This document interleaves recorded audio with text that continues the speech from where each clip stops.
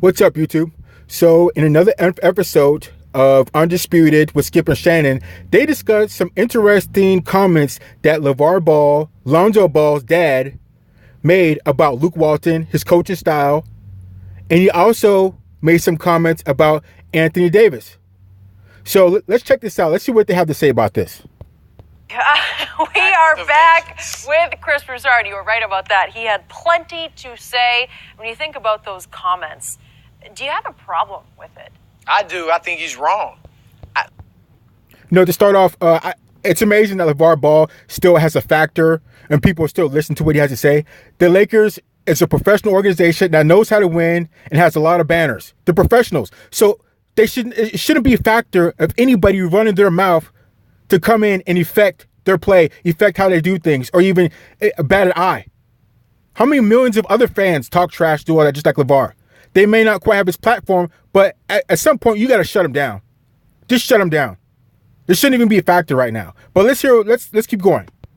Look, I think Luke, and you talked about Luke last segment, I think Luke is the easy scapegoat because everybody knows he's not Magic and Pelinka's guy. So it's easy to go after him, and we know he will be the scapegoat if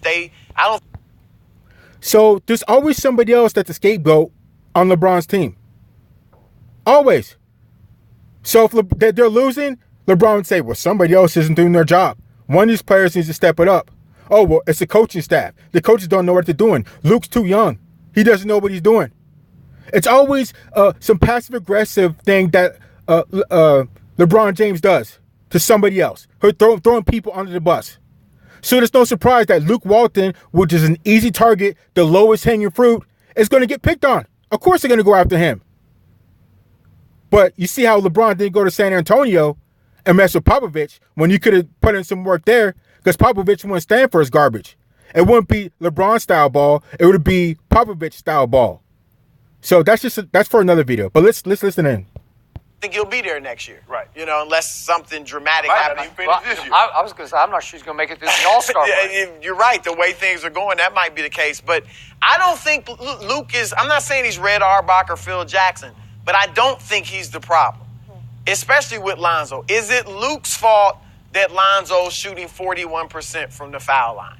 Is it Luke's fault that Lonzo's motor goes up and down like a seesaw? Sometimes he's got it, sometimes he doesn't. Is it Luke's fault that Lonzo's not aggressive? Yes, that's Luke's fault.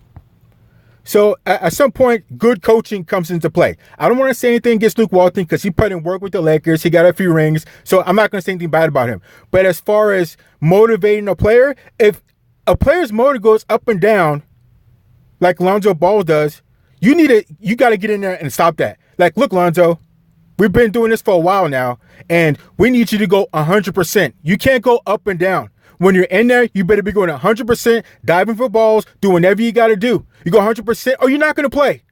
It's just that simple. We can't have somebody in there that motor goes on and off, on and off. You can't have that. And after practice, you need to stay shooting. If you have to stay shooting the ball for 2-3 hours after practice and before practice, that's what needs to be done. So that's coaching that comes into play when a player is not running quite hard. He's not doing what he's supposed to be doing. That's when a coach steps into play and like, look, either you go 100% and that we can see it, or you're not just going to play, period. Because this is LA. They're used to winning. I mean, look at the Dodgers. What did the Kings, the hockey team, win a couple years ago? I mean, so there's, it's coaching to make him go full speed. But let's carry on. Go ahead. Okay, is it Luke's fault that Lonzo's not aggressive all the time? Yes. No. I think it's just his personality. I think it's the way he plays. And LaVar says, Luke had him on the corner and all that. That's not Luke's fault. I guess you could say because he's the head coach, but that's LeBron. Because of the way LeBron plays and has the ball in his hands, what's Lonzo going to do? Rondo's in the corner too when LeBron has the ball. So that's just because LeBron's game. So like I said before, the style of system of play that LeBron has always had throughout the teams is LeBron ball. Everything goes through LeBron. Like I said, if you were to go to San Antonio or any other team with an experienced older coach, it wouldn't be LeBron ball. Like I said, if you went to San Antonio, it would have been Popovich ball. Because Popovich wouldn't stand for this, what's the name, just running the show this whole time, LeBron James. He wouldn't have that. And that's something that probably needs to change. You play the system that's on the team. We don't make quite adjustments for you. Let's carry on. Look, I just think this is way off base. And then for LaVar to say he doesn't want him in New Orleans, Elfrid Payton? You afraid to compete with Elfrid Payton? Totally Tim agree. Frazier? Totally agree. Frank Jackson? No. Drew Holiday's a two-guard. Totally agree. You know, So for another thing, it doesn't matter what LaVar Ball wants. There's other players have parents too that may not want them to do certain things. But that's part of the business. That's where it goes. And also, if Lonzo Ball was taking care of business on the court, he wouldn't have to worry about being traded. He wouldn't have to worry about going anywhere. So that alone in itself, you don't like it, then you should be putting in work. You should be going hard. Your motor should never dwindle down. So that's part of it. But let's carry on.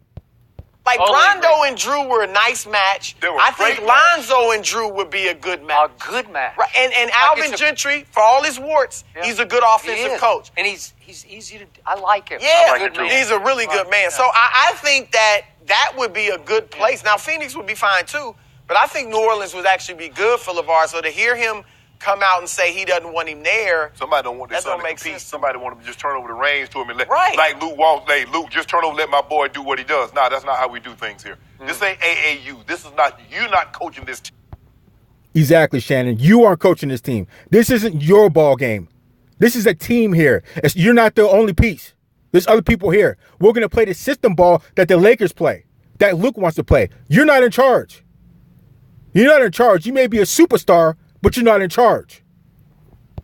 And that's what he's used to, Skip. I have a problem with these comments. And for him to say Anthony Davis isn't a winner, well, maybe Anthony Davis hasn't won at the big level, hadn't won gone to a Western Conference Finals or an NBA Finals. But Anthony Davis hung a banner in Kentucky. Another thing that LaVar Ball needs to keep his mouth shut about that. So Anthony Davis may not have won a championship at the pro level because of where he was at. He was contractually, he has to stay there. So it's not like he just chose not to go to another team that was a superstar team that he can win a ring. You know, so to be saying that, and even still, Anthony Davis is the best center out there. So it doesn't matter if he's won anything, it's a team sport. He is the best at his position. That's why they're allowing to get him. So LaVar shouldn't even be a factor in what he says. Last I checked, they don't hang Sweet 16 banners at UCLA, given their storied history. So all this notion that Lonzo Ball, all he does is wins, that's not true. Did he win at Kentucky his 1 year at UCLA? Who? Lonzo. He went to the Sweet 16. No, they won at Kentucky in the regular season. They went there and beat them in their own building. Anthony Davis was Player of the Year and won a title. He did. A national title. Yep. And last year, you're right, he hadn't won at a high level in the NBA, but they did beat a good Portland team in the playoffs. Swept them. The 3-6 matchup, and they swept them. I do think AD he's got the game of a number one guy, but at least right now, he's the personality of a number two guy.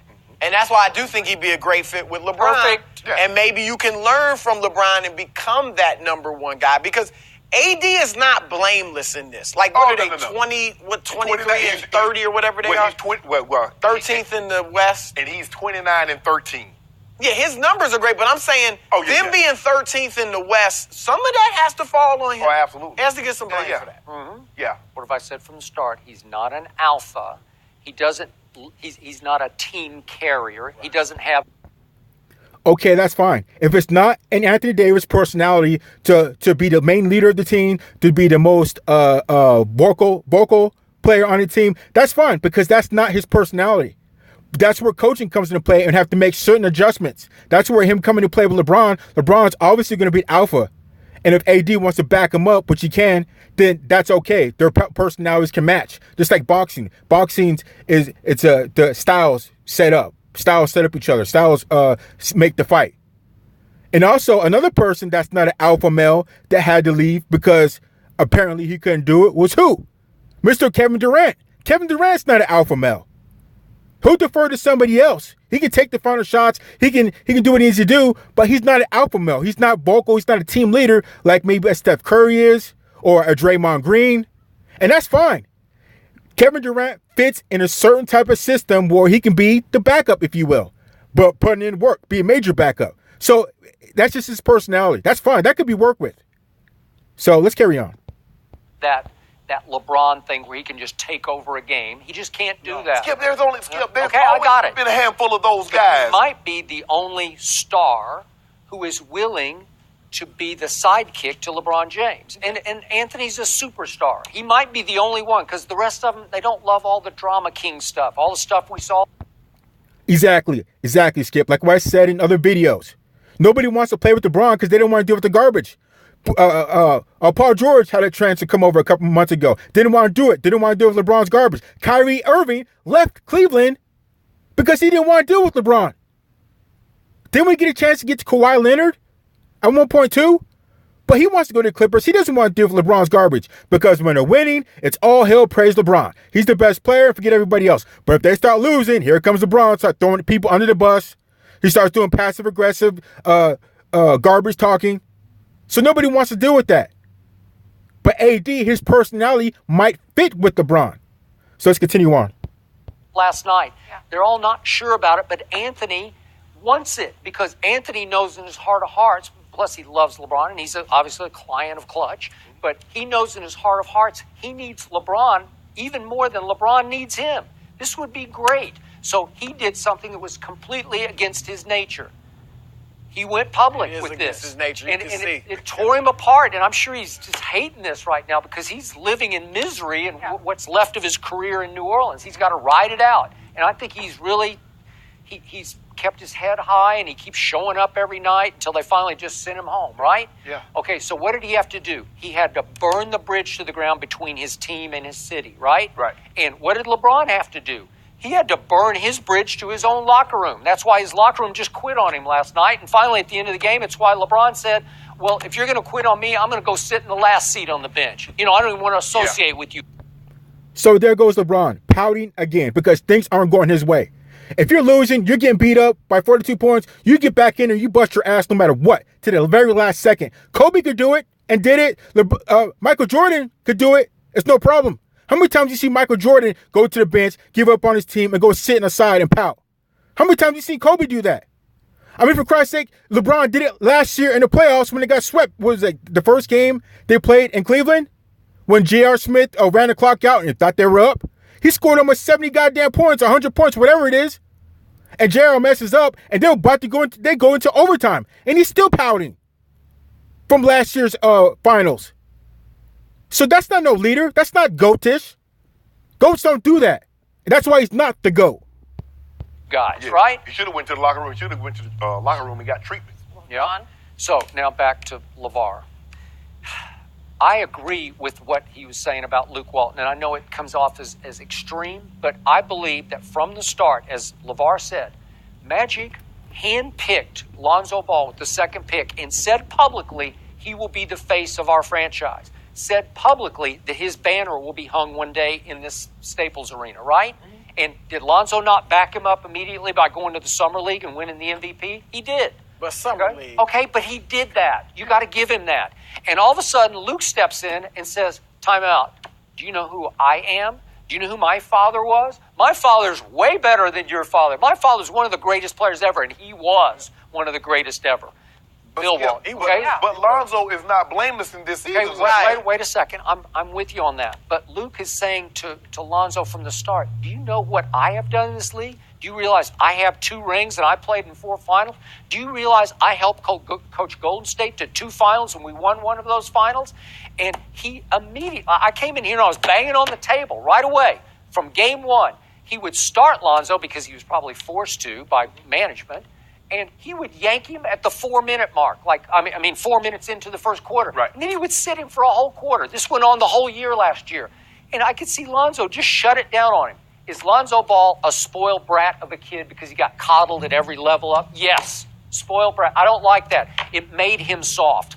LaVar helped make him soft because he didn't hold his feet to the fire enough, right? Right. He let him have his head because the kid is gifted. I don't care what you say. He's got star written all over for him. me, I think there was unrealistic expectations because of some of the things that his father said. Right. When he's Exactly, Skip. So LaVar wrote checks that Lonzo's body can't cash, for one thing. And let's keep going. says he's better than Steph or he's better than this guys, and these guys are proven guys, okay. The expectation level is the same thing with Zion. Again, now I remember what I was going to say. So, they keep saying Lonzo has all this potential. Skip says he could be a great player. He could do this. He could do that. Well, that just means that he's not a great player yet. He's trying to do it. He's trying to get better, trying to do it. Trying is the act of not doing. So Lonzo Ball's not doing what he's supposed to be doing, which is why he might be ending up in New Orleans. So let's just keep on going. Okay, Because they say he's better than LeBron. I got you. Yet all of a sudden, to me, this whole trade now hinges on Lonzo Ball. He's the key piece.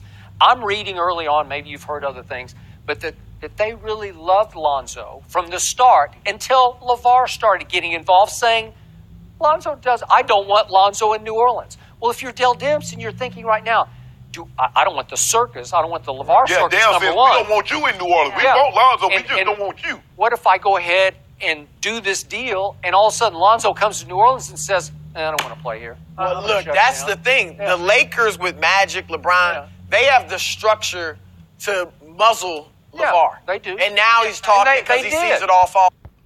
Exactly. I already thought that Magic put the clamps down on LaVar Ball's mouth. I like LaVar. He did a great job raising his boys. Most, they went to UCLA. None of them been arrested. He did a good job. But as far as running his mouth, I don't even understand how he still has power and effect over the Lakers. He should have no power or effect. He should be just like another fan. We shouldn't even be talking about what LaVar has to say. Seriously. Apart. But let me ask you a question. New Orleans will not have that. LaVar will be down there at every game, front row. You think he'll be doing whatever far away at that game? I don't know. Let me ask you a question, though, Chris. He's saying all this, anticipating the trade happening. What happens if the trade doesn't happen? And it's not. It's not going to happen. And now you're right. This is going to be this season. Again, I don't think the trade's happening at all. And so, what's the rest of this season going to look like? Okay, well, you realize that LeBron James has basically said to the whole locker room, I don't want any of you all. I want Anthony Davis at the expense of all you guys. Yep. You can have all you guys, right? That's what it's been. Everybody's available. Yeah. Everybody. Yep. Everybody. Go.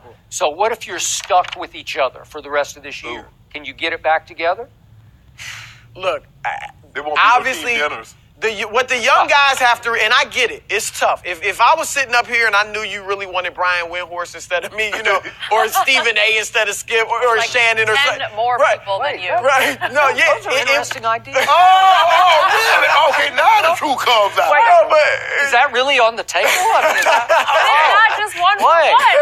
Do I have until 3 Eastern? You know what I'm saying, Chris? That's what I'm talking about. But that's tough. As a human being, that'd be tough to deal with. We all want to be one. But it's a league. It's a real league. It's the real world. And this is something and that's what I'm sure LeBron, I don't know if he'll tell them this, but that's what he's thinking in his mind. Look, this is the real deal, man. It's a business. It is. And if they are so mentally soft that they're going to fold, because even if they just quit on LeBron or the team, or if they fold and just can't bring it mentally, that's a problem. Yeah. I know it's tough. He's the best player in the world, and he wants somebody else, but they're going to have to play through it. Because they're going to get blamed. LeBron's not going to get blamed. They're going to get blamed. I got the best team right here. You do? Yeah, I'm going to stick with it. You do? You got a bad team, man. I'm going to let that deadline come and go. I was now getting worried about it. Trade deadlines all That's around. good. That's good You're to hear. safe, Chris. Good to have you. You'll be welcome back anytime. He was trying to trade me, his sneakers.